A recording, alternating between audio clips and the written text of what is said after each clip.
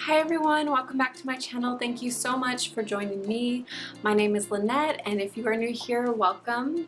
Today I want to share with you a couple things that I have learned about PCOS. I was diagnosed with polycystic ovarian syndrome about 2 years ago, but I've had the syndrome much longer. Let me start off by saying that I am not a doctor, so I'm not here to treat or diagnose you in any way. I just want to dialogue and have more of an open communication about what PCOS is and what it is that we need to know in order to be empowered as women to treat this syndrome and to live our best lives. So if you're interested in hearing what it is that I have to share, then please keep watching. So as you already know, PCOS stands for polycystic ovarian syndrome, and I want to start there with the name of this syndrome.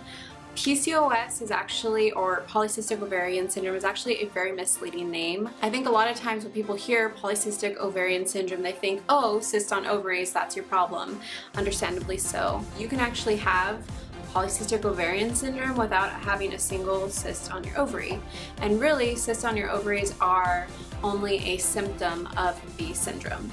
So the best way that I would define PCOS, and this is just my definition of how I've begun to make sense of it. PCOS is a complex hormonal disorder whose symptoms affect women differently. So my experience with PCOS can look very different than your experience with PCOS, but we can both have PCOS. And that actually brings me to my second point, and that is there are actually different types of PCOS, and I'm sure you've probably not heard that from your medical doctor. A lot of times your medical doctor knows a certain textbook type of PCOS, and that tends to be women who have struggled with weight and who are also struggling with insulin resistance. So when I first started to put all my symptoms together, I really thought that maybe I had PCOS, but wasn't entirely sure because I wasn't that textbook type. And actually the endocrinologist, who's a hormone specialist that I went to, told me in my first doctor's office visit that I probably didn't have PCOS. And even other doctors told me that, oh, I didn't really fit the type of PCOS because I wasn't overweight. And it was incredibly frustrating because I felt like I knew that this was the culprit behind all these crazy symptoms that I was experiencing. Now, my particular type of PCOS, I'm an atypical type. I'm what some doctors call a lean PCOS type. So PCOS has just an array of different symptoms and it affects women differently, but you can also not fit the standard PCOS type.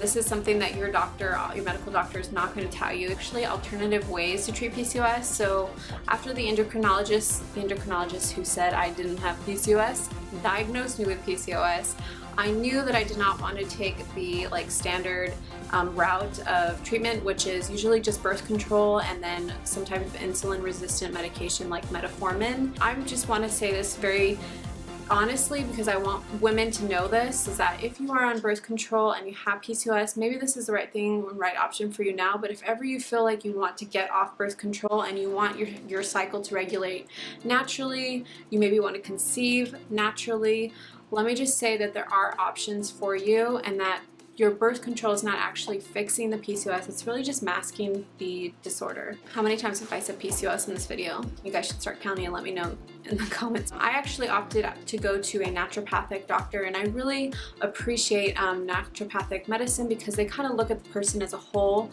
and they can look at your different symptoms and kind of paint a bigger picture of how everything is really interconnected in your body. And of course, the medications and things that they're giving to you are more supplement-based, herbal-based. I was put on a lot of vitamins and minerals and different types of things. I remember in the first appointment, she told me and my husband that she wanted to get us pregnant, and that was not our intention to get pregnant at all, but within 3 months I was pregnant. And this is coming from someone who I'm convinced, because I charted my cycles, that I was actually infertile, and even if I could conceive, I knew that I wouldn't be able to carry the pregnancy. And with the help of my naturopathic doctor and the different medications and hormone therapy that she did with me, I was able to carry our daughter to full term. And as you've seen her, I'm sure in my videos, and if you haven't, I will have couple listed.